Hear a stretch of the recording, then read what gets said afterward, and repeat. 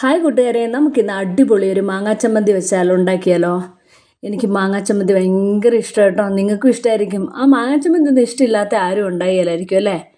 ഇത് അടുത്ത വീട്ടിൽ നിന്ന് കിട്ടിയ മാങ്ങയാണേ. അവർ നാട്ടിൽ പോയപ്പം കൊണ്ടുവന്ന നന്നായിട്ട് തൊലി ചെത്തി എടുത്തിട്ടുണ്ട്. കഷ്ണങ്ങളാക്കി മുറിച്ചെടുക്കാവേ.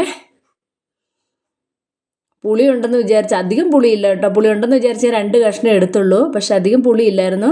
എന്നാലും കുഴപ്പമില്ലായിരുന്നു കേട്ടോ. ആവശ്യത്തിന് തേങ്ങ എടുത്തിട്ടുണ്ട്. നമുക്ക് മാങ്ങ കഷ്ണങ്ങളാക്കി മുറിച്ചെടുക്കാവേ.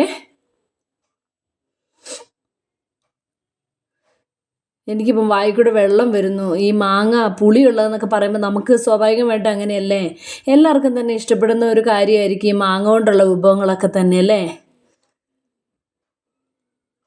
പ്രത്യേകിച്ച് ഈ കാലത്തൊക്കെ നമ്മൾ എന്തെങ്കിലുമൊക്കെ മാങ്ങ കൊണ്ട് ഉണ്ടാക്കുമല്ലോ. അവധി സമയമാകുമ്പോൾ പിന്നെ ഓരോന്നോരോന്ന് കണ്ടുപിടിക്കുമല്ലോ. ആവശ്യത്തിന് ചെറിയുള്ളി ആയിരുന്നു നല്ലത്. പക്ഷെ എൻ്റെ കയ്യിൽ ചെറിയുള്ളി ഇല്ലാത്തതുകൊണ്ട് സവോളയാണ് എടുത്തത്. എരിവുള്ള മുളക് പൊടിയാണേ. ഞാനൊരു മൊത്തം ഒരു 1.5 ടീസ്പൂൺ ഇട്ടിട്ടുണ്ടായിരിക്കും. ഞാൻ എപ്പോഴും മാങ്ങാച്ചമ്മന്തി ഉണ്ടാക്കുന്നത് പച്ചമുളക് ഇട്ടിട്ടായിരുന്നേ. പക്ഷേ എവിടെയോ യൂട്യൂബിലൊക്കെ ആരോ ഉണ്ടാക്കുന്നത് കണ്ടപ്പോൾ ഒരു കൊതിയായപ്പോൾ ഞാൻ എന്ത് ചെയ്തു, എന്നാൽ പിന്നെ മുളക് പൊടി ഇട്ടിട്ട് ചെയ്യാമെന്ന് വിചാരിച്ചു. ആവശ്യത്തിന് ഉപ്പിട്ട് കൊടുക്കാവേ. ഇതെല്ലാം കൂടെ നമുക്ക് മിക്സിയിലിട്ട് അരച്ചെടുക്കാം കേട്ടോ. ഇത് നന്നായിട്ട് അരച്ചെടുത്ത്, നന്നായിട്ടെന്ന് പറഞ്ഞാൽ പേസ്റ്റ് പോലെ അങ്ങനെയല്ല, എല്ലാ മാങ്ങയൊക്കെ അരിഞ്ഞ് നല്ല ടേസ്റ്റിൽ വന്നിട്ടുണ്ട് കേട്ടോ.